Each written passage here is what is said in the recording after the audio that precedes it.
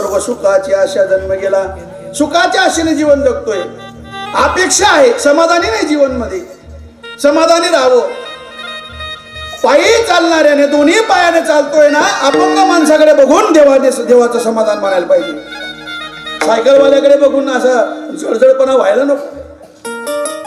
समाधानी राहावं माणसाने. केव्हा समाधानी नाही. तुम्हाला सांगतो, दादा ऐका दादा, रस्त्याचे कामं चालू आहेत, रेल्वे पुलाचे कामं चालू आहेत. त्या पुलांच्या खाली डोकावून पाच जरा पाच जा. अनेक लोकांचे संसार त्या पुलाच्या खाली थाटले गेले. इकडनं एक पडदा असतो, इकडनं एक पडदा असतो. पती पत्नी, 2 मुलं आणि थोडे भांडे संसाराचे. ती आई त्या मुलीला शाळेचा गणवेश घालते, तयारी करते, नट्टापट्टा करते, पावडर टिकली करते आणि शाळेचा गणवेश घालून आणि तिला शाळेत काढते. ती मुलगी पडदा बाहेर काढून आणि वरती रस्त्यावर रोडावर चढत असताना आणि एक मोठा टँकर येतो किंवा ट्रक येतो आणि ट्रकवाला एक्सिलेटर पाय देतो. एक्सिलेटर पाय दिल्यानंतर सायलेन्सरचा धुवा त्या मुलीच्या अंगावर पडतो. कपडे काळे होतात, चेहरा काळपट पडतो, मला सर्व अंग काळं होऊन जातं. तो गाडीवाला मागे फिरून सुद्धा पाहत नाही. ती मुलगीच्या डोळ्यात अश्रू येतात. ती मुलगी म्हणते, एकच ड्रेस होता, गणवेश होता आणि तो घालून शाळेत जात होते. आता आजची परीक्षा आहे आणि तरी थोडा थांबला असता तर मी परीक्षेला सही सलामत गेली असती. थोडा थांबला तर खरी, मागे फिरून तो पाय तरी पाहत नाही. महाराज, या लोकांच्या संसाराकडे बघा आणि या लोकांच्या संसाराकडे बघून देवाचे आभार माना की देवा, खरंच तो आम्हाला यांच्यापेक्षा खरंच चांगलं ठेवलेलं आहे आणि खरंच चांगलं होतं. ऊस तोडणारा मजूर आज गुजरात मध्ये जातो ऊस तोडण्यासाठी. विचार करा, आपण सुखाने घरामध्ये, पण ऊस तोडणारा मजूर बघा. आज त्यांचे लहान लहान लेकरं शेतामध्ये रावठी मांडून हिवाळ्या दिवस मध्ये, आणि महाराज सर्प, इचू, काटा वगैरे काही विचार नाही कसला. त्यांच्यापेक्षा आपण खरंच चांगले आहोत. चला याच्यापेक्षा बोलतो, आपल्या भारत देशाच्या सीमेवर रक्षण करणारे जवान, त्यांच्याकडे बघा. आज त्या कोणत्या परिस्थितीमध्ये आपले रक्षण करताय आणि ते रक्षण करताय म्हणून आज आपण सुखाची झोप घेतोय, सुखाने सण मनवतोय, सर्व काही करतो. महाराज, एक वर्षा कोणाच्या जोरावर, हे त्यांच्या जोरावर. समाधानी तर मला त्यांच्याकडे पहा, त्यांच्यापेक्षा आपण खरंच चांगले आहोत. महाराज, आपल्याला देवाने खूप चांगलं ठेवलेलं आहे. त्यांना ती कामगिरी दिलेली, पण तरी सुद्धा त्यांना कामगिरी जरी असेल, पण महाराज कठीण कामगिरी आहे, त्या कामगिरीवर महाराज आपण सुखाने जीवन जगतोय. हे आपल्यावर त्यांचे उपकार आहेत. हे पाहिलं पाहिजे, याचा विचार आपण चांगला केला पाहिजे. पण नाही करत आपण, समाधानी नाही. दुःख भोगायला कारण तेच आहे, अपेक्षा वाढल्या, इच्छा वाढल्या, दुःख पदरी पडतं. अपेक्षा कमी करा, दुःख येणार. मागण्याचा विषयच नाही का? वारकरी संप्रदाय हा मागण्याचा विषय ठेवतच नाही. वारकरी संप्रदायामध्ये मागणं नाहीच आहे. आणि काही नाही मागणे, आणि काही नाही मागणे,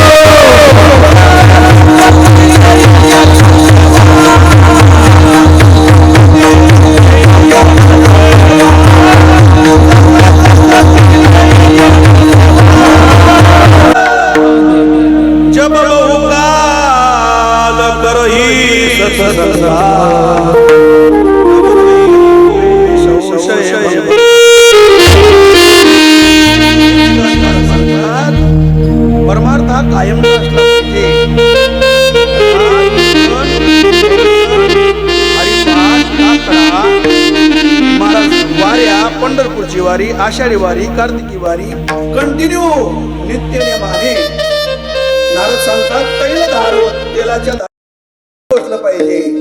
असं जुम्मे के जुम्मे नाही, इसमें मेरा चांद भाई कंटिन्यू असलं पाहिजे महाराज, कंटिन्यू नित्य नेमाने पाहिजे.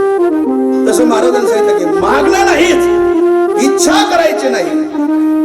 आपल्या इच्छेसारखं काहीच होणार नाही, त्याच्या इच्छेनुसार जगायचं आणि त्याच्या इच्छेतच आपण मग्न राहायचं आणि तेवढंच मानायचं.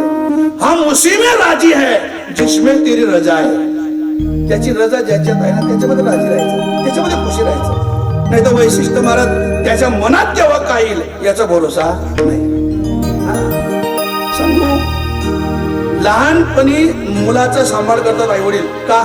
म्हातारपणी मुलगा कामी यावा सेवा करण्यासाठी. पण ज्या वेळेस तो मुलगा मोठा होतो आणि आई वडील लहान होतात आणि ऐन वेळेस सेवा करायची वेळ येते, तोपर्यंत काय देवाच्या मनात येतं कुणास ठाऊक? मुलगा मरण पावतो, बापाच्या खांद्यावर त्याला जावं लागतं. का झालं? आले देवाची जाना तिथे कोणाचे चाले ना. नाही चालू शकत. काय येतं नेमकं देवाच्या मनात? तुका म्हणे आले समर्थाच्या मना जरी कधी रंगाचा राजा आणि राजाचा रंग होईल याचा भरोसा नाही. सत्वाचा सागर राजा हरिश्चंद्र स्वप्नी समग्र राज्य दिले. वशिष्ठांचे शिष्य राजा हरिश्चंद्र विश्वामित्रांनी त्याची कीर्ती ऐकली. विश्वामित्र म्हणताय याची कीर्ती अगणित आहे, याच्यामध्ये किती पाणी ते पाहायचं. गेले विश्वामित्र स्वप्नामध्ये दान मागायला. राजा भिक्षामणी राज्यदान देऊन टाकलं. सकाळी उठून विश्वामित्र वेगळं दान मागायला गेले. राजा भिक्षामणी महाराज रात्री राज्यदान केलं. अरे राजा तू राज्यदान केलं पण दक्षिणा कुठे दिली? आणि दक्षिणेशिवाय दान सत्पात्री पोचत नाही. तुमच्याही सर्वांच्या माहितीसाठी सांगतो, तुम्ही अन्नदान किती केलं याला महत्व नाही, पण पत्रवाडीला दक्षिणा काय लावली हे महत्वाचं आहे. का लावावी लागते ते मी सांगतो. तुम्ही आमच्याकडे आले, आमचं अन्नदान तुम्ही स्वीकारलं म्हणून तुमचे उपकार झाले आणि त्या उपकाराची परतफेड म्हणून ही घ्या दक्षिणा, असं त्याचा अर्थ आहे. कोणी दिली ते मी सांगतो. वामन रूपी भगवंताला बळीरूपी राजांनी दिली. महाराज बळीराजांनी वामन रूपी भगवंताला दिली दक्षिणा दिली. स्वतःचा देह अर्पण करत दक्षिणेमध्ये सर्व दिलं आणि स्वतः दिलं वेगळं, सर्वस्व वेगळं आणि सर्व देणं वेगळं. म्हणून दक्षिणा पाहिजे. काय पाहिजे? 3.5 बार सोनं. हरिश्चंद्र राजा तिजोरी जवळ गेले, मुठभर मोहरा घेतल्या, द्यायला आले. विश्वामित्रांनी लाल डोळे केले. विश्वामित्र म्हणतात राजा माझे मदतीशी काय समजून विचार हा म्हणे कैसा आला. माझं मला देतोय का? म्हणजे कसं काय? राज्य कोणाला दान केलं? तुम्हाला. राज्य जर माझं झालं तिजोरी कुठली? म्हणजे राज्याची. मग राज्य माझं, तिजोरी कोणाची? म्हणजे तुमची. मग तिजोरी जर माझी तर सोनं कोणाचं? म्हणजे तुमचं. माझंच मला दान करतोय का? वेगळं दान असलं पाहिजे. हरिश्चंद्र राजा म्हणजे ठीक आहे, माझी पत्नी तारामती, मी आणि माझा बाळ रोहिदास आम्ही स्वतंत्र आहोत. आम्ही स्वतःला विकतो काशीच्या बाजारामध्ये आणि तुम्हाला दान देतो. जास्त कथा विस्तारपूर्वक सांगत नाही, वेळ आपल्याला कमी संपले 10 मिनिटं.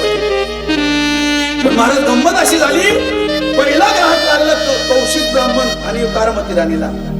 दुसरा ग्राहक लागलं बाळ रोहिदास, हे कौशिक ब्राह्मणानेच नेलं. लोकांनी स्तुती केली, लोकांनी विनंती केली की बाबा आई लेकराची ताटातूट करू नका म्हणून सोबत घेऊन जा.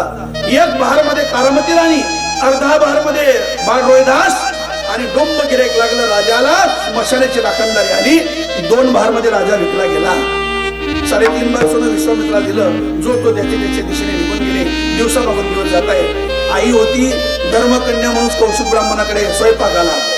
रोहिदास बाळ होता फुलं आणण्यासाठी बगीच्यातून पूजासाठी आणि कौशिक ब्राह्मणाकडे नित्य नेमाने फुलं आणायला रोहिदास बाळ गेला.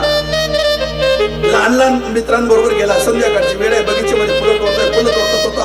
हास्य कल्लोळ चालू होतं आणि हसता हसता लक्ष नव्हतं. खालून सर्प निघाला आणि सर्पावर पाय पडला रोहिदासाचा. सर्प चौताळला. चौताळलेल्या सर्पाने रोहिदासाला दंश केला. रोहिदास आणि घाम आला.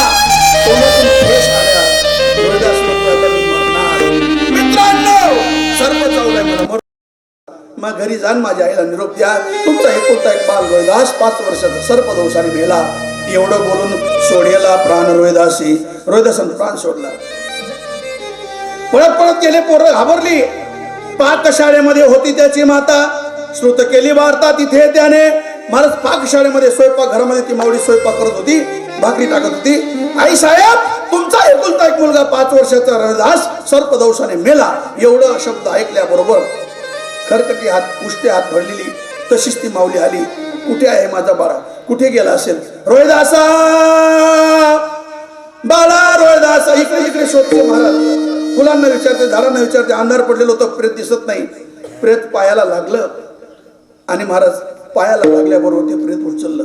दादांनो ऐका, त्या तारामती राणीकडे आपल्या मुलाचं प्रेत गुंडाळायला कपडा सुद्धा नव्हता. साडीचा पदर फाडला, मुलाचं प्रेत गुंडाळलं, स्मशानामध्ये नेलं. किर रात्र बोलते, एकटी स्मशानामध्ये आहे. 5 वर्षाच्या मुलाचं प्रेत मांडीवर आहे. लाकडं घ्यायला पैसे नाही आणि मुलाचं प्रेत जाळायला लाकडं नाही, अशी परिस्थिती. मांडीवर प्रेत आहे. मुलाच्या चेहऱ्याकडे पाहते. भूतकाळ आठवला तारामती राणीला. राणी म्हणते, बाळा काय दिवस होते रे. नोकर चाकर तुला खांदीकडी खेळत होते आणि काय बाजू पालटली. काय दिवस झाले की आज ही परिस्थिती आली. बाळा, एकुलता एक माझा तू आधार होता. तुझ्यासाठीच जीवन जगत होते, पण तू सुद्धा निघून गेला. आता मी राहू तरी कोणासाठी आणि जगू तरी कोणासाठी? मला जे दुःख झालेलं आहे बाळा, मी दुःख कोणापुढे सांगू? मला प्रश्न पडलेला आहे. तुझ्या बापाचा पत्ता नाही.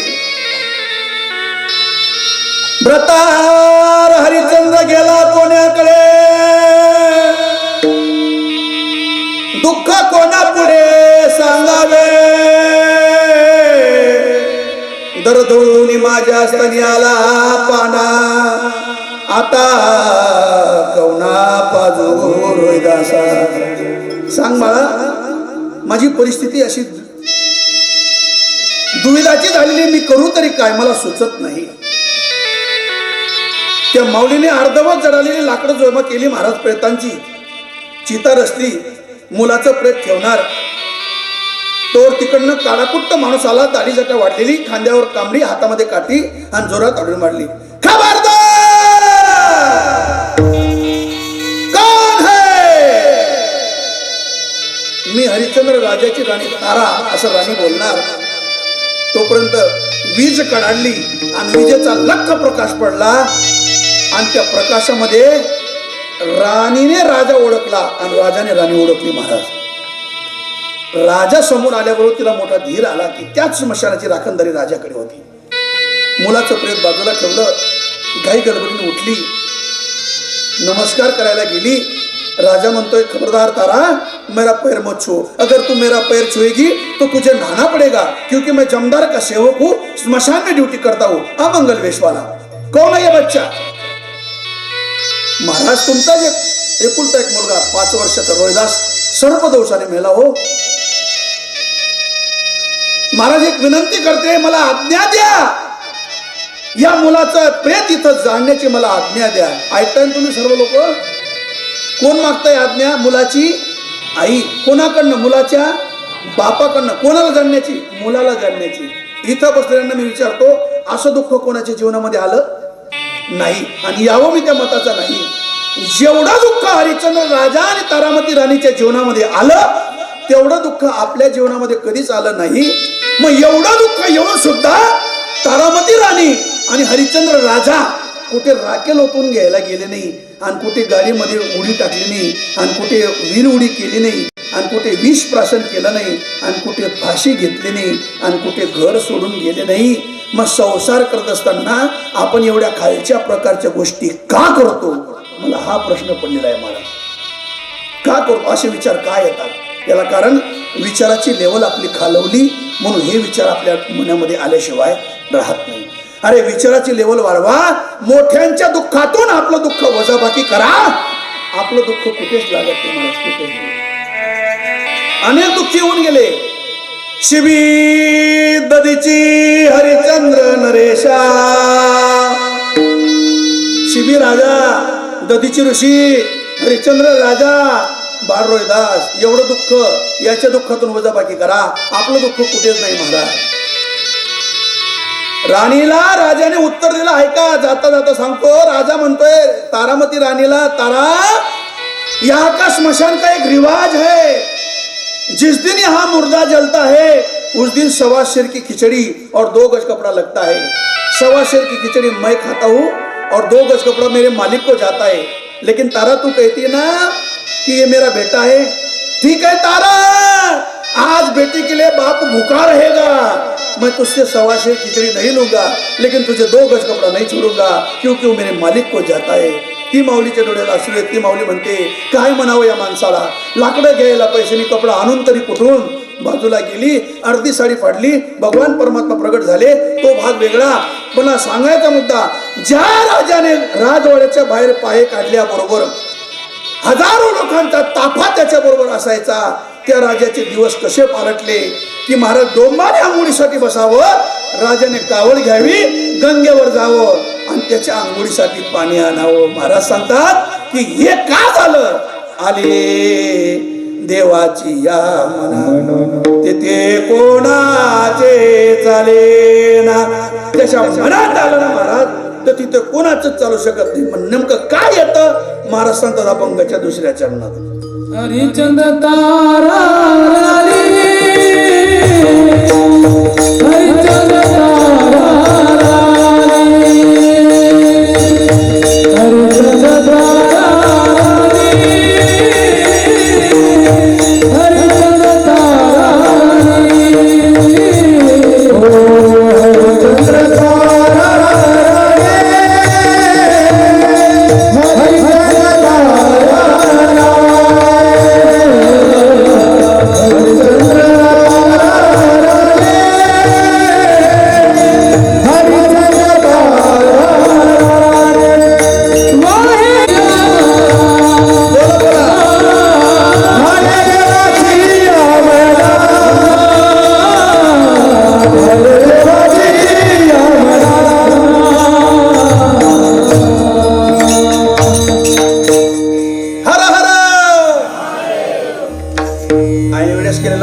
चांगला असतो म्हणजे नाही का. हरिचंद्र तारा राणी वाहे डोंबागरी पाणी. महाराज सांगतात डोंबाकडे पाणी व्हावं लागलं महाराज. याला कारण याला त्याला त्या देवाच्या मनात जर आलं ना ते असंच होतं. मग तुम्ही मला महाराज देवाच्या मनात जर आलं असं होतं तुम्ही म्हणताय, मग देवाचं मन बदलण्यासाठी त्याचं नामस्मरण केलं तर ऐका, नामस्मरण केल्याने पाप जडून भस्म होतील, पण प्रारब्धाचा नाश होणार नाही. प्रारब्ध हे भोगावंच लागतं.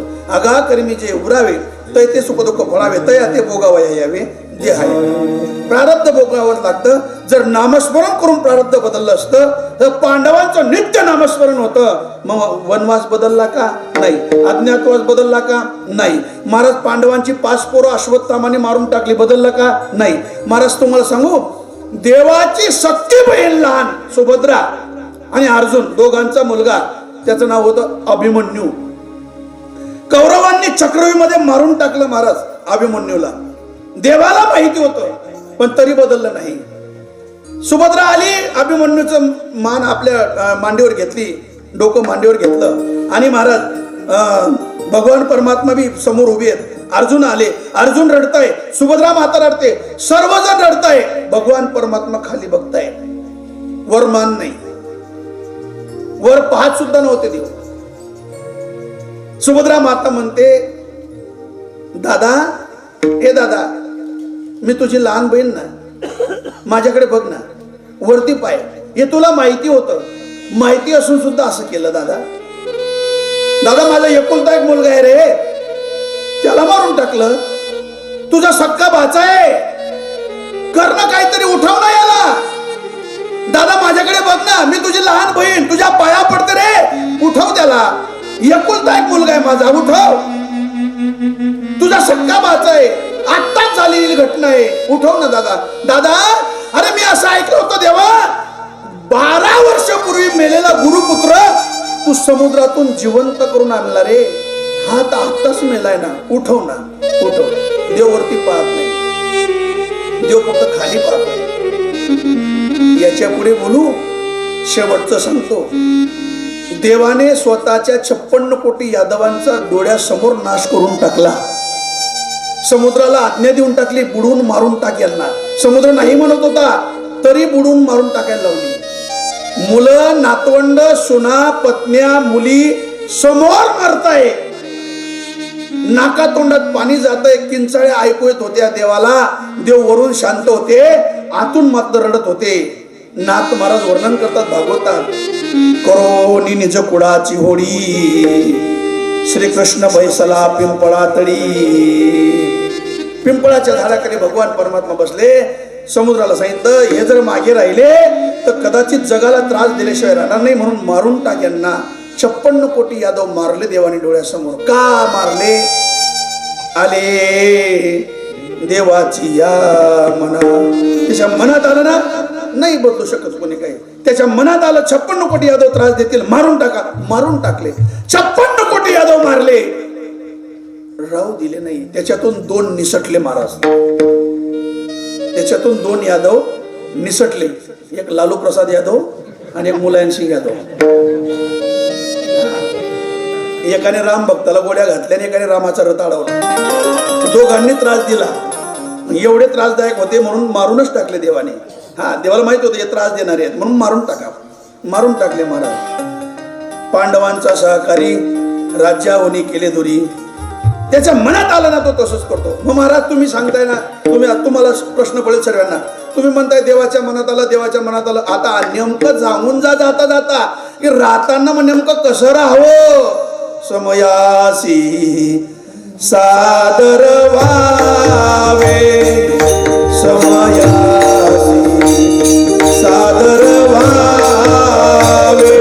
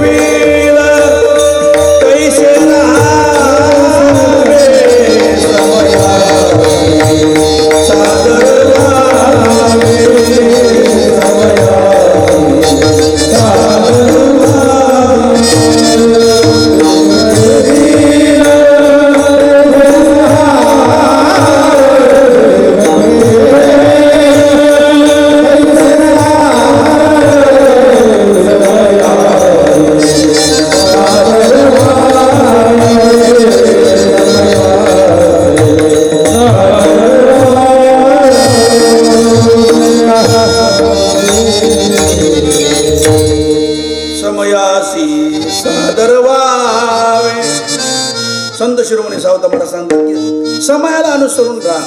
जसं देवाने ठेवलं तसं राहा. आली या भोगाशी असावे सादर, देवावरी भार घालून या. अशा पद्धतीने देवाची मर्जी आहे ना, त्या मर्जीनुसार राहा. कधीच दुःख होणार नाही. अपेक्षा कमी करा, सुख प्राप्त झाल्याशिवाय राहणार नाही.